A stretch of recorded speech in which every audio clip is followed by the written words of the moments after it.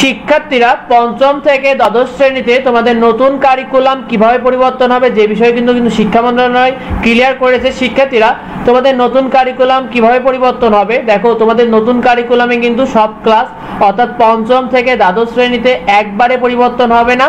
তোমাদের এই কারিকুলামটি কিন্তু ধাপে ধাপে পরিবর্তন করা হবে।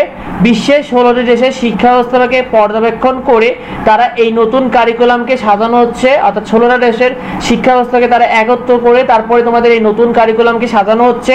শিক্ষার্থীরা যেটা কিন্তু এনসিটিভি এবং শিক্ষা মন্ত্রণালয় জানিয়েছে শিক্ষার্থীরা কোন ক্লাসে কিভাবে পরিবর্তন হবে। দেখো প্রথমে তোমাদের মাধ্যমিক পর্যায়ে কিন্তু পরিবর্তন হবে এই কারিকুলাম। সেখানে তোমাদের প্রথমেই ষষ্ঠ শ্রেণী অর্থাৎ যারা পঞ্চম শ্রেণী বৃত্তি পরীক্ষার পর তোমাদের উত্তীর্ণ হয়ে তোমরা তখন ষষ্ঠ শ্রেণী ধরবে, তোমাদের প্রথম পরিবর্তন হবে। তারপর পরিবর্তন হবে সপ্তম শ্রেণী, এরপরে অষ্টম শ্রেণী এবং তারপরে নবম ও দশম শ্রেণী কিন্তু এই কারিকুলাম পরিবর্তন হবে। এরপরে উচ্চ মাধ্যমিক পর্যায়ে পরিবর্তন হবে, সেটা কিন্তু একাদশ ও দ্বাদশ শ্রেণী, যাদের কিন্তু এসএসসি পরীক্ষার পর পরিবর্তন হবে। তো বর্তমানে কারিকুলাম 2012, এখানে কিন্তু বর্তমান যে শিক্ষা ব্যবস্থা 2012 সালকে কেন্দ্র করে হচ্ছে, যা কিন্তু অনেক পুরাতন।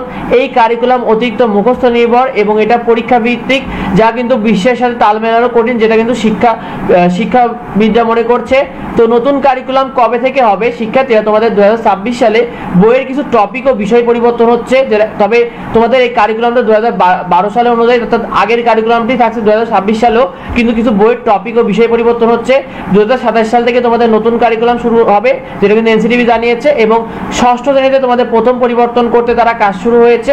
শিক্ষার্থীরা তোমরা কি মনে করো কারিকুলাম পরিবর্তন করা কি আসলে যৌক্তিক কিনা, তোমরা কমেন্টে আমাদেরকে জানিও। আর পরবর্তী আপডেট পেতে অবশ্যই আমাদের চ্যানেলটিকে সাবস্ক্রাইব করে রাখো, ভিডিওটি বন্ধুদেরকে শেয়ার করে দিও। আর অবশ্যই আমাদের চ্যানেলে তোমার নিয়মিত সাজেশন শেয়ার কিন্তু আপডেট নিউজগুলো পেয়ে যাবে। আর যদি কোনো প্রশ্ন থাকে অবশ্যই ভিডিওতে কমেন্ট করো। দেখা হয় পরবর্তী ভিডিওতে। ধন্যবাদ সবাইকে।